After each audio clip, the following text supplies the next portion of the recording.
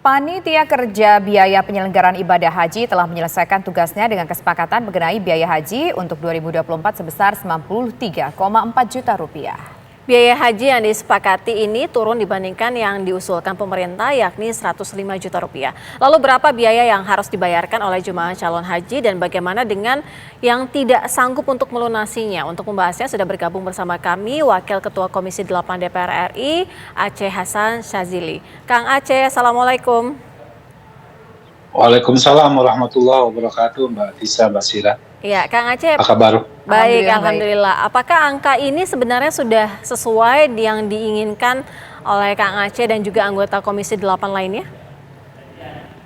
Iya, tentu proses pembahasan dari usulan pemerintah sejak 2 minggu yang lalu, kan pemerintah mengusulkan biaya haji secara keseluruhan itu sebesar 105 juta ya. Kami memandang bahwa angka itu masih sangat terlalu tinggi karena sebagaimana tahun yang lalu itu angkanya sebesar 90 juta. Maka jikapun terjadi kenaikan tentu harus berdasarkan asas rasionalisasi yang jelas gitu ya.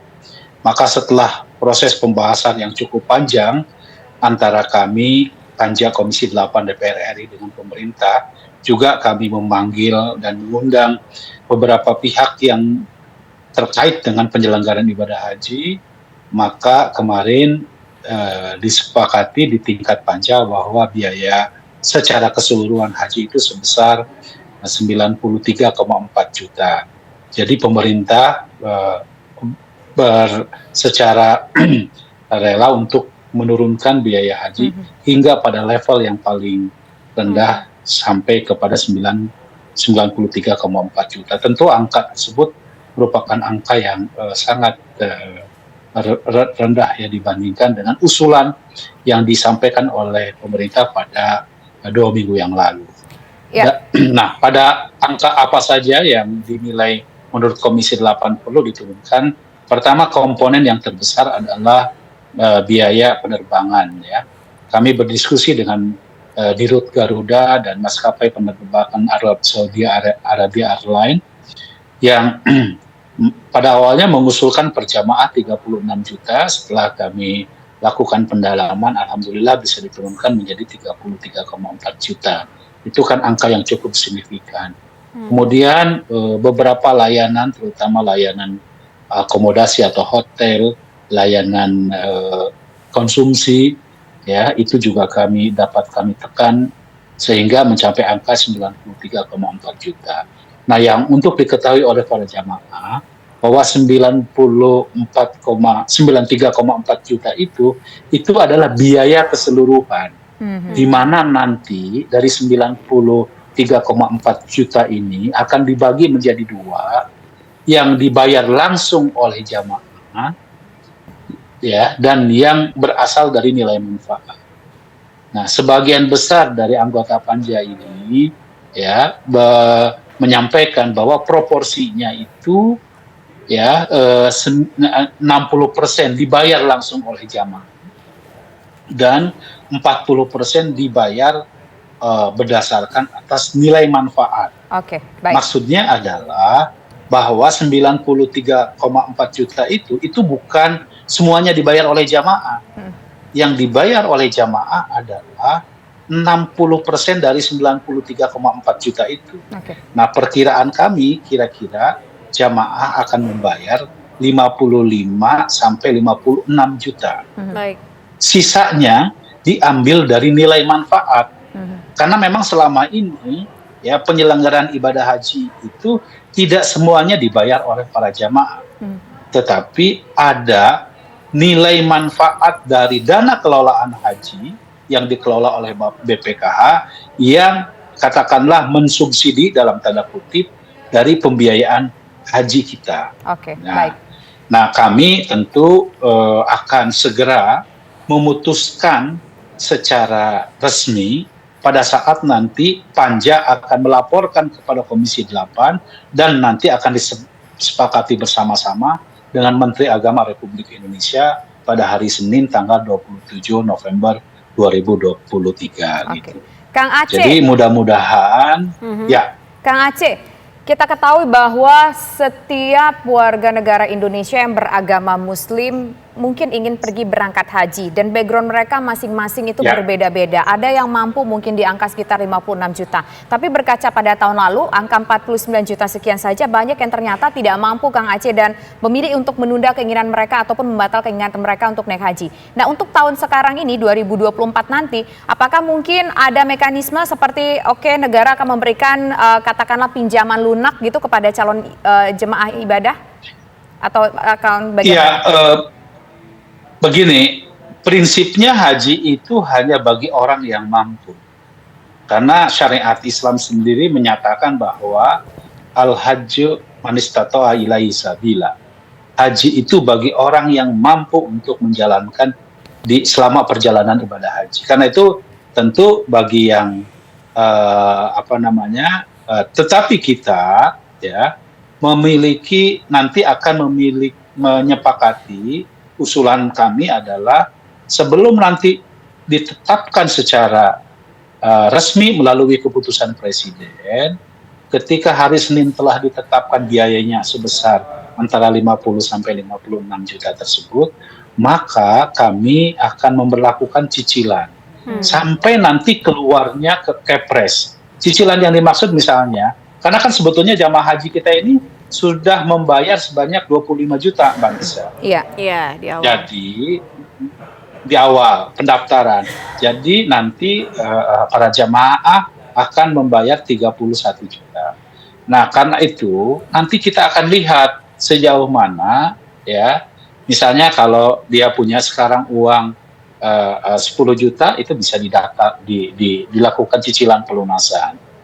Kalau tahun yang lalu memang proses pelunasannya itu mendadak karena proses pembahasan biaya haji agak mepet kepada penyelenggaraan ibadah haji sehingga para jamaah tidak memiliki kesiapan untuk mengumpulkan biaya hajinya.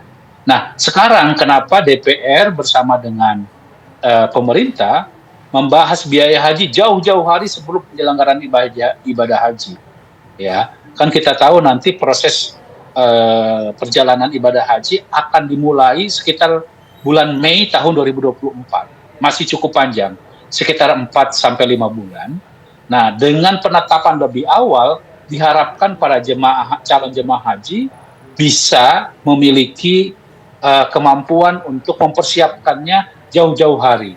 Maka ditetapkan oleh kita sekarang ini gitu ya. Di samping tentu pemerintah atau Kementerian Agama pun memiliki waktu yang cukup untuk mempersiapkan pelayanan bagi calon jemaah haji kita. Misalnya kontrak sudah dimulai sekarang.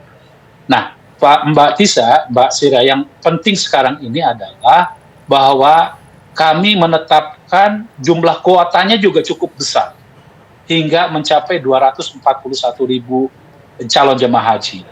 Jika ini bisa diserap semua, merupakan tahun di mana kita dapat mengirimkan jumlah jemaah haji terbesar sepanjang sejarah.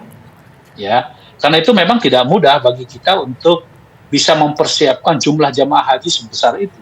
Kenapa? Karena kita tahu bahwa menurut data juga disebutkan bahwa jumlah jemaah lansianya juga masih cukup besar. Di kisaran sekitar 40 sampai 50 ribu calon jemaah haji yang memang lansia. Karena itu kami mendorong kepada Kementerian Agama untuk dapat mempersiapkan persiapan dengan penuh, dengan semaksimal mungkin, sehingga penyelenggaraan ibadah haji ini bisa dilakukan dengan dengan lebih maksimal dalam proses pelaksanaannya. Jadi oleh karena itu dengan adanya kebijakan ini yang nanti akan diputuskan, semoga pelaksanaan ibadah haji tahun depan lebih bisa dilakukan dengan lebih maksimal pelayanannya. Gitu. Kang Aceh, tadi kan Kang Aceh menyebutkan bahwa nanti kan dikondisikan ada cicilan tertentu begitu. Nah, artinya ketika pada tahapan tertentu calon jemaah haji ini harus melunasi cicilan itu, kemudian belum bisa melunasi, akankah tersingkirkan dari daftar atau akan seperti apa gitu, tertunda sementara atau bagaimana mekanismenya? Ya, kalau memang misalnya calon jemaah haji kita tidak dapat melunasi setoran pelunasan, tentu hak mereka untuk berangkat haji tidak hilang. Ya, untuk tahun ini. Ya, dia bisa berangkat pada tahun yang akan datang tentu ya. Nah, tetapi intinya adalah bahwa bagi calon jemaah haji, mereka sekarang ini nanti pada saatnya akan diundang oleh Kementerian Agama di tingkat kabupaten kota untuk dapat mulai melakukan registrasi ulang, sekaligus nanti akan diberikan kesempatan untuk melakukan cicilan pelunasan sesuai dengan kesepakatan antara Komisi 8 dengan DPR RI gitu ya. Dan saya kira kenapa kita ya ada sedikit kenaikan dibandingkan dengan tahun sebelumnya, tentu kita harus pahami karena kita tahu misalnya kalau tahun yang lalu komposisi dari biaya haji itu 45% berasal dari nilai manfaat dan 55% dibayar langsung oleh jamaah, sehingga angkanya lebih sedikit gitu ya. Nah, tetapi kita harus tahu juga bahwa karena jumlah jemaah haji kita yang akan diberangkatkan tahun ini jauh lebih besar, tentu ini akan banyak menarik uang nilai manfaat yang dikelola oleh BPKH. Kami juga harus pastikan kepada Badan Pengelola Keuangan Haji apakah terdapat ketersediaan ya dari nilai manfaat yang dikelola oleh jamaah. Dan kami tidak ingin misalnya nilai manfaat bagi jamaah haji yang seharusnya dinikmati oleh jamaah haji tahun selanjutnya itu dinikmati oleh yang sekarang. Karena itu nanti akan terjebak ke dalam mekanisme Ponzi ya. Jadi uang pokok haji yang harusnya digunakan untuk tahun-tahun selanjutnya bisa termakan oleh tahun ini gitu. Ini menurut saya juga tidak boleh terjadi. Kenapa? Karena ya kita nanti bisa terjebak ke dalam mekanisme penggunaan uang haji yang lebih proporsional dan berkeadilan. Baik. Itu kira-kira Mbak Sina. Baik, terima kasih Kang Aceh Hasan Sazili selaku Wakil Ketua Komisi 8 Sama-sama. Republik Indonesia DPR RI. Selamat sore. Assalamualaikum. Waalaikumsalam.